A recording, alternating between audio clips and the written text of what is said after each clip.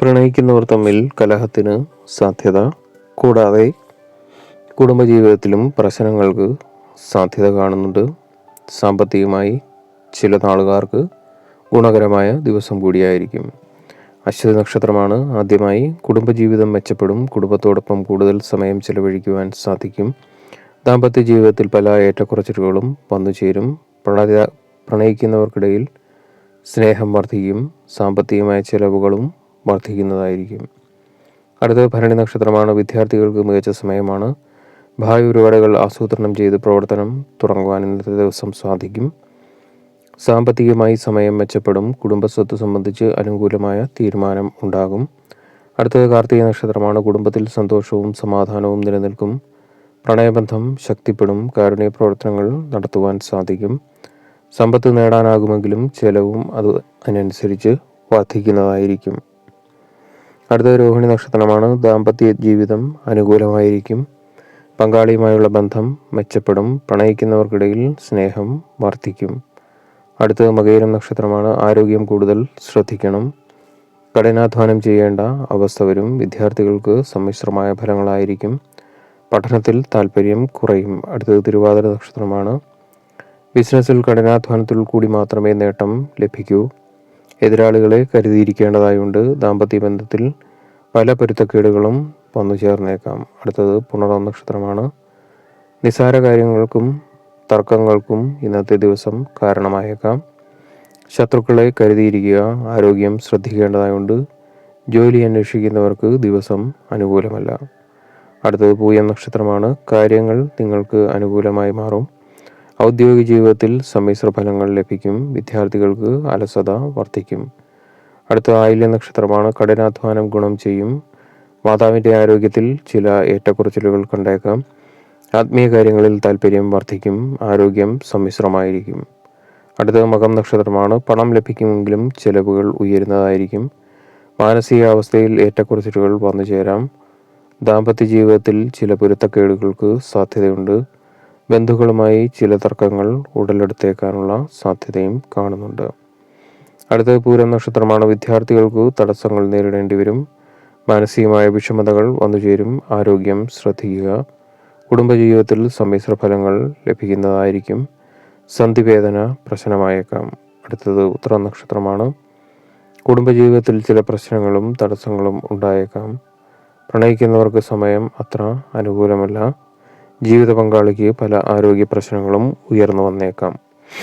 അടുത്ത അത്തം നക്ഷത്രമാണ്. ജോലിയായാലും ബിസിനസ് ആയാലും നല്ല ഫലങ്ങൾ ഇന്നത്തെ ദിവസം വന്നു ചേരും. കഠിനാധ്വാനത്തോടെയും മറ്റും ഉത്തരവാദിത്തങ്ങൾ നിറവേറ്റുവാൻ സാധിക്കും. ഉന്നത വിദ്യാഭ്യാസം ആഗ്രഹിക്കുന്നവർക്കും സമയം അനുകൂലമാണ്. അടുത്തത് ചിത്തിര നക്ഷത്രമാണ്. കുടുംബജീവിതത്തിൽ സന്തോഷം വന്നു ചേരും. ദാമ്പത്യ ജീവിതത്തിൽ സ്നേഹവും പരസ്പര ബന്ധവും ശക്തമാകും. ജീവിത പങ്കാളിയുടെ പിന്തുണ ലഭിക്കും. ജോലി തിരക്കുകൾ വർദ്ധിക്കും. അടുത്ത ചോദ്യ നക്ഷത്രമാണ്. ജീവിതത്തിൽ ബന്ധങ്ങൾക്കിടയിൽ ചില വിള്ളലുകൾ ഉണ്ടായേക്കാം. പ്രണയിക്കുന്നവർക്ക് സമയം അനുകൂലമാണ്. സാമ്പത്തിക നില മെച്ചപ്പെടും. വരുമാനത്തിൽ വർധനവ് വന്നു ചേരും. അടുത്ത വിശാഖം നക്ഷത്രമാണ്. ദാമ്പത്യ ജീവിതം മെച്ചപ്പെടുന്നതായിരിക്കും.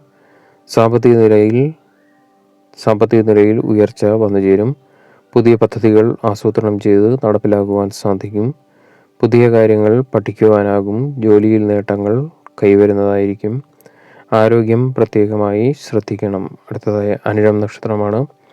ജോലിസ്ഥലത്ത് പുതിയ ഉത്തരവാദിത്തങ്ങൾ കൈവരും. ജോലി അന്വേഷിക്കുന്നവർക്ക് സമയം അനുകൂലമാണ്. വിദ്യാഭ്യാസത്തിൽ ചില അപ്രതീക്ഷിതമായ തടസ്സങ്ങൾ ഉണ്ടായേക്കാം.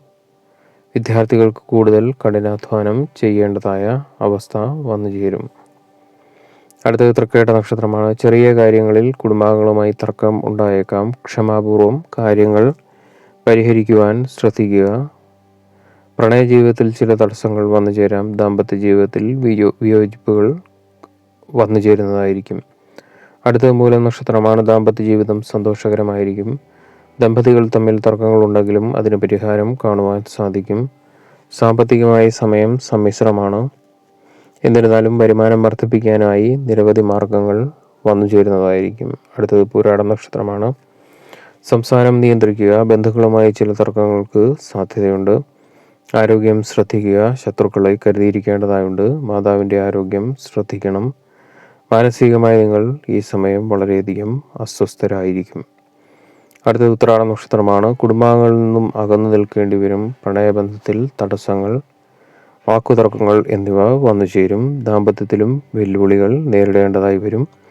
സഹോദരങ്ങൾ തമ്മിലും ചില പ്രശ്നങ്ങൾക്ക് സാധ്യതയുണ്ട്. സാമ്പത്തിക സ്ഥിതി മോശമാകുന്നതായിരിക്കും. അടുത്തത് തിരുവോണ നക്ഷത്രമാണ്. ദാമ്പത്യ ജീവിതത്തിൽ ചില പൊരുത്തക്കേടുകൾ വന്നു ചേരാം. ശത്രുപക്ഷം സജീവമായിരിക്കും. വിദ്യാർത്ഥികൾക്ക് സമയം അത്ര അനുകൂലമല്ല. ഏകാഗ്രത നഷ്ടപ്പെടുന്നതായിരിക്കും. ഉന്നത പഠനത്തിന് തടസ്സങ്ങൾ നേരിടേണ്ടതായി വന്നേക്കാം. അടുത്ത അവിട്ട നക്ഷത്രമാണ്. കുടുംബജീവിതത്തിൽ ഏറ്റക്കുറച്ചിലുകൾ ഉണ്ടാകും. വീട്ടിൽ നിന്നും മാറി നിൽക്കേണ്ട സാഹചര്യം വന്നു ചേരും. സംസാരം നിയന്ത്രിക്കുക. ഭൂമി സംബന്ധമായ പ്രശ്നങ്ങൾക്ക് പരിഹാരം കണ്ടെത്തുവാൻ സാധിക്കുന്നതായിരിക്കും.